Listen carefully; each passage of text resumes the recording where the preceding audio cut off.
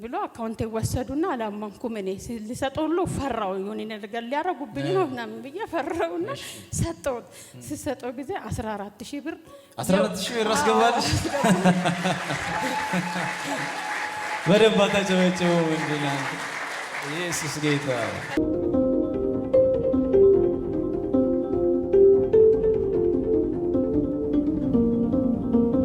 እንዴት ነሽ? እግዚአብሔር ይመስገን። ስምሽን ከየት እንደመጣሽ ንገሪንና ጠራ አድርገሽ መስክሪልን። እሺ እኔ መጣሁት እዚህ ሳሚት ነውና ረጉ ደሳለኝ እባላለሁ። እሺ እኔ በቲክቶክ ነው ሰው አሳይቶኝ መጣው እዚህ ማለት ነው። እሺ ሰው አይቶ ኢየሱስን አየ ብሎ እዚህ በቲክቶክ ሲያዩ እንደሱ ደግሞ አማርኛ አይሰሙምና ንገርኝ የቦንቱናት ብሎ አሳየው። ከዛን እንደዚህ ያለ ነው ብዬ አንተ የምትለው ተርጉሜ ነገርኳቸው። እሺ ከዛን ቀኑ ያየነው ቅዳሜ ነውና እሑድ ነገ እንሄዳለን በቃ እንሄዳለን ጠይቀን ምናምን ብለን ስልክ ደወልን። እዚህ ደውለን መጣን። እኔ ግን ቀድሜ ለሊት 9 ሰዓት ወደ እሑድ የሚነጋ ህልም አየሁ። እሺ ህልም ሳይ የሆነ ሽሮ መልክ ሱፍ ለብሰሃል አንተ። ሱፍ ለብሰህ 3 እግር ያለው ወንበር ላይ ቁጭ ብለሃል እና እነሱ ቁጭ ብለው መጽሐፍ ቅዱስ ታነባለህ። ካንተ ጀርባ ደግሞ ብዙ ነጭ የለበሱ ማየት የማልችለው ብዙ ሰው ቁጭ ብለዋል። ከዛን በቃ እንደዚህ አየሁ ህልምስን እንሄዳለን ብለን መጣ። የመጣሁት ቀን እግሬን ያመኛል። እኔ ናሴ ወር ውስጥ ነው ስራ ቆምኩትና ይሄ ግራ በጣም ነው የሚያመኝ። ከህመም ተነስቶ አብጧል። አበጠና ጫማ ሁሉ ማድረግ አልችልም። ከዛን ረጅም ሰዓት ቤት ቁጭ አልኩ። በቃ እንሂድ ብለን መጣንና አንተ ያን ቀን ዶክመንታችሁን አውጡ ሊጸልይ አልክ። አንተ እየጸለክ እያለ እዛች ነው ቁጭ አልኩና ዶክመንቴንና የልጄ ፎቶ አውጥቼ እንዲህ እየጸለኩ እያለ መጣ። እሺ ስትመጣ እንትን አካውንቴ ላይ ይሄ ባዶ አካውንት ሙላ ብለህ ጸለክልኝ። እሺ ጸለየ። የልጄን ፎቶ በእጅ ነካ። እሺ ከዛም በቃ ሆኖልኛል ብዬ እግሬ ስለሚያመኝ መቆም አልቻልኩም። ቁጭ አልኩ። እሺ ቁጭ አልኩና በቃ ልታልፍ ስትል ተመልሰ ብር ሰጠኝ። ከኪስ ውስጥ አውጥተህ ብር ሰጠኝ። ብር ሰጠኝና ብሩ ሲሰጠኝ በቃ ውስጤ የሆነ ፍስስ አለና ቁጭ አልኩት። መቋቋም አቃተኝና አለቀስኩ።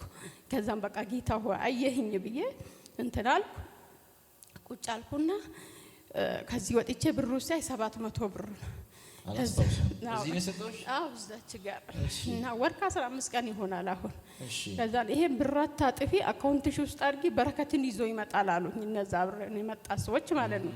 እኔ ምንም ብር አልነበረም። እነሱ ናቸው ከፍሎ ራሱ አመጡኝ። እሺ ከዛን ውስጥ አረኩና ወደ ቤት ስንሄድ ዳራ እናንተን ትራንስፖርት ከፍላለሁ 100 ብር አውጥቼ ከፈልኩ 600 ብር አስቀመጥኩት። እሺ ከዛን 600 ብር አስቀምጬ ከዚህ ሄርኩና ፊቴ ላይ እዚህ ጋር ቆሰለ። ቆስሎ ይሄ ሙሉ ፊቴ ቆስሎ አባበጠ። እንዴ ምንድነው አልኩና በቃ ተሻፍኜ ሐሙስ ቀን መጣው እዛው ቁጭ አልኩት።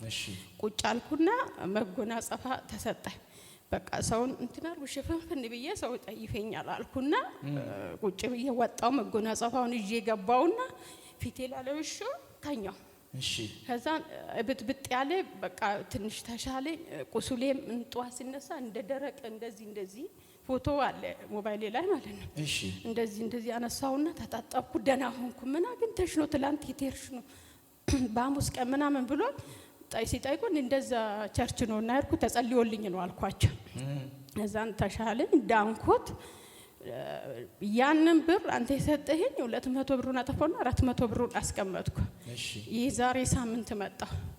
የዛሬ ሳምንት ሲመጣ ዘርዝሩ ስለ ዘርዘር አስተማርክ። አንተ ስታስተምር እኔ ምን አለኝ ነው የምሰጠው? አካውንቴ ባዶ ነው። ቢሰጠው ደስ ይለኛል ጌታ ሆይ እንዴት ላርክ አልኩና ያንን 400 ብር አውጥቼ መጀመሪያ ላይ አምጥቼ ሰጠሁት።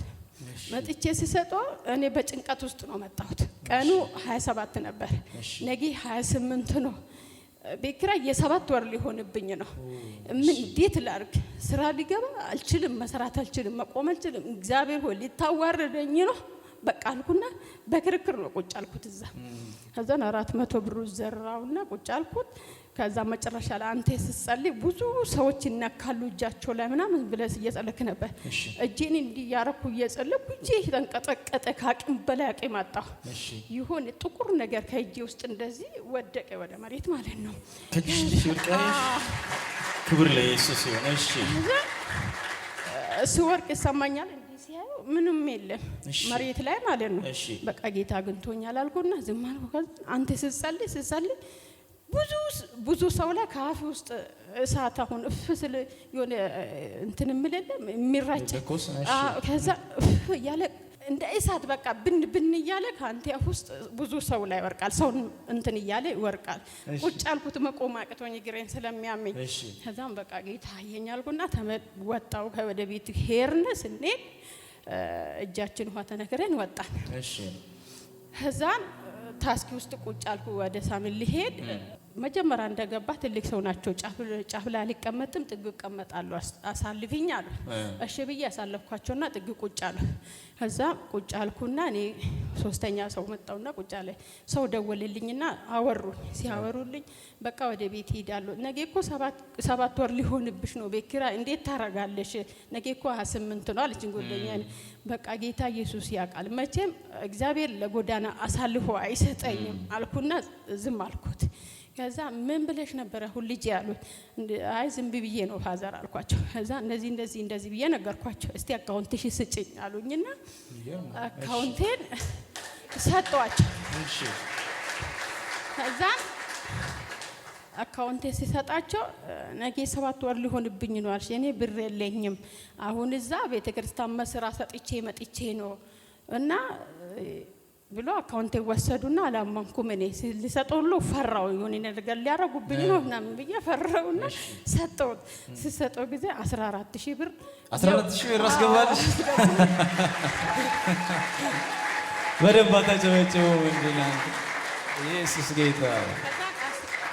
አታውቀውም እኮ እኔ ባይዘው እዚህ ጋር ዘርዝሩ ካልኩ አለ ብዙ ጊዜ እንኩ ስትባሉ ቢዳትሉ ላሉ አይደል? ይሄ ማለት ነው ከተፈራላችሁ። ለምን አመጣጡ በእናንተ ሂሳብ አይደለም። አሁን እሱ አታውቁም።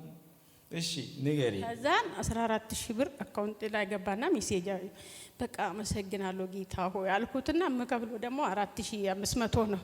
እቺ ሰጥቼ እለምናችኋለሁ አልኩና ዝም አልኩ። ከዛ ሶስተኛ እኔ ጋር ቁጭ አለችው። በጌታ ናት እሷ በጌታ ናትና እኔ ምንም የምትከፊ ስንት ነው አለችኝ።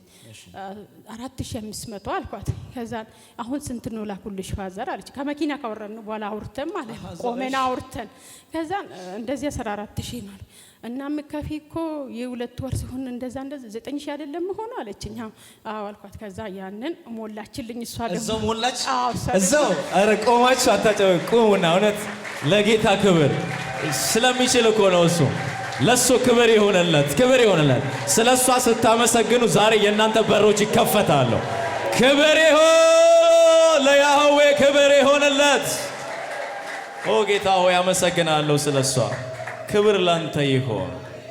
አረፍ በሉ። ይሄ ማለት ቀላል እንዳይመስላችሁ ባይዘው። እሺ ከዛ እሷ ሞላችልኝና እኔ በቃ ምንም ስለሌለኝ ነው እህት ያለችኝና ድጋሜ ከቦርሳ ውስጥ አውጥታ ሙሉ ሽቶ የታሸገ ሰጠችኝ። እንዴ ጌታው አልኩና ተቀበል። አረ ተይ ችግር የለውም ይሄ ምንም አልፈልገውም ስላ ያዥ ችግር የለም ስትወጪ ብስኩል እንዳትይ ዘና ብለሽ ያለሽን ተጣጥበሽ ጠላቶች ለሽ ስትበሽ ወጣለሽ።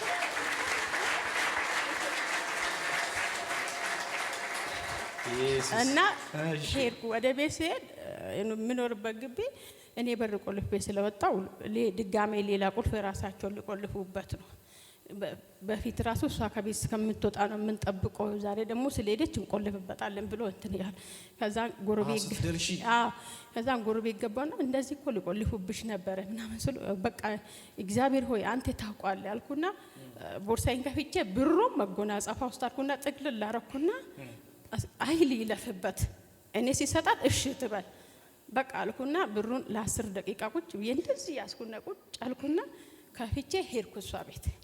ሄጄ እንደዚህ ነው ሰው ሰጥቶኝ ነውና የቀራን ደግሞ ሰጣቸዋለሁ ብዬ ሰጧቸው። እሺ ብሎ ተቀበለችኝና እኔ ቤቴ ገባሁ። ሁለተኛ ምስክሬ ደግሞ ልጄ እኔ ግሪን ባመመኝ ቁጥር ብቻዬን ማሳደግኳትና አባቷ ነይ ብሎ ታሞ ወደ ጅማ ይጠራታል።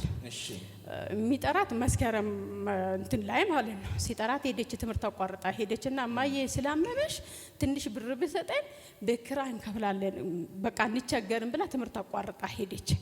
ከዛ ስትሄድ እሺ ብሎ እሱን አስታመማ። 3 ሳምንት ሐኪም ቤት አብራ ቆይታ አስታመማ። እሱ ሲድን ይዟት ወዴት ይሄዳል? ወደ አለበት ሀገር ወደ በረሃ ይዞ ሄደ። በረሃው የነው ሱዳን ጠረፍ ነው። ከዛ ስትነግረኝም አለች ሲሄድ ራሱ ፈርቶ በአምፖላንስ ነው ይዞኝ ሄደ። መንገድ ላይ እየቆሙ ሰውን ይገላሉ ምናምን አለችኝ። ከዛም በቃ መጣለው ብዬ እንዴት ልምጣ አለችኝና አለቀሰች።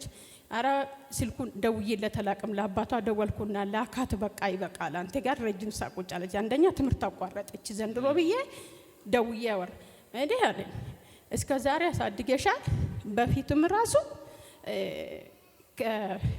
ዝም ብለሽ ነው የምታሰድግ እንጂ እንደምወስድብሽ አውቃለሁ ብዬሻለሁ አለ። በቃ ከኔ ጋር ያለው ይበልጣል ያልቅሽ ስልኬ ዘጋው።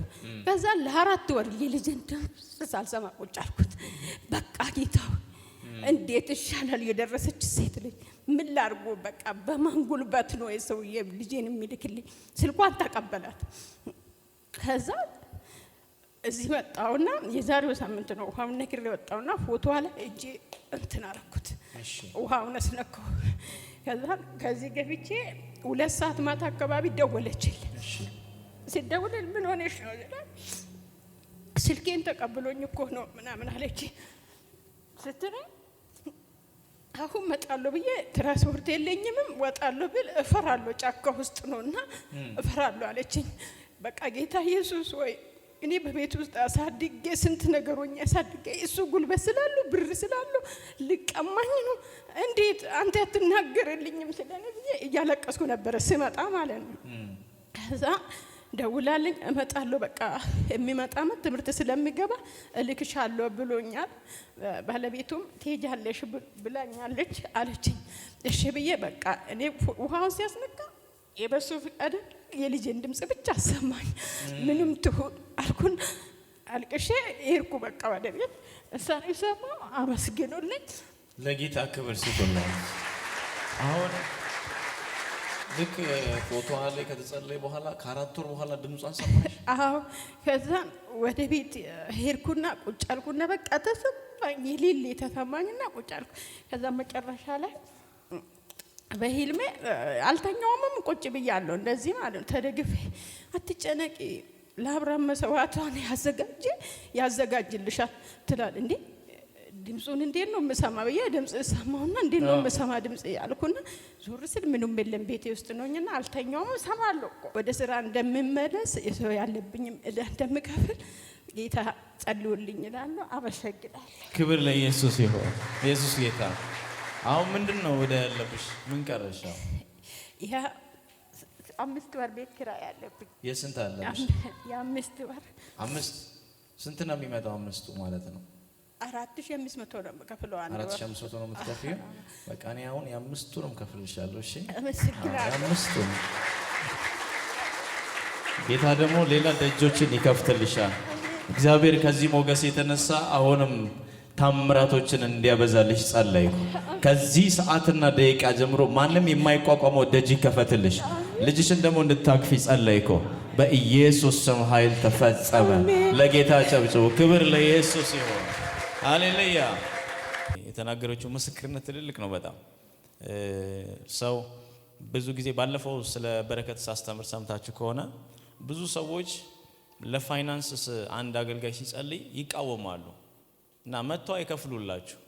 ብዙ ሰው ያለቅሳል ቤት ውስጥ ብዬ ሳስተምር ነበር። ብዙ ሰው በፋይናንስ ምክንያት ነው አብዛኞቻችሁ የምታለቅሱት። ስለዚህ አጥብቃችሁ መጸለይ አለባችሁ። ጌታ ሆይ ፋይናንስን ክፈትልኝ ብሎ መጸለይ ኃጢአት አይደለም። እንዲከፍትላችሁ መጸለይ አለባችሁ። ለምን ታለቅሳላችሁ? እናንተ የአብርሃም በረከት እናንተ ላይ እኮ አለ። ልክ እናንተ መጸለይ ሲጀምሩ ጌታ ለምኑኝ ነው ያለው። ካለምንን እንደማንፈልግ ነው የሚታወቀው መንፈስ ዓለም ላይ። ስትጠይቁት ግን እንደሚያስፈልጋችሁ ጌታ ያውቃል። ስለዚህ ዛሬ ፋይናንስ የምትፈልጉ አላችሁ፣ እኔ በእናንተ ላይ ትንቢት እናገራለሁ። ከዚህ ስትወጣ እኮ የምታውቀው ሰው አይደለም የሰጣት። አታውቀውም እኮ ታክሲ ውስጥ ቁጭ ብላ ሁለቱንም አታውቃቸውም እኮ። ቀላል እንዳይመስላችሁ እኮ 5 6 ወር 7 ወር ማለት ቀላል እንዳይመስላችሁ። ዛሬ ለእናንተ እናገራለሁ፣ ልትከፍሉት የማትችሉት ዕዳ አለ። ዛሬ በኢየሱስ ስም ያ ዕዳ እንዲዘጋ ጸለይኩ። በኢየሱስ ስም በሕይወታችሁ ላይ ትንቢት እናገራለሁ።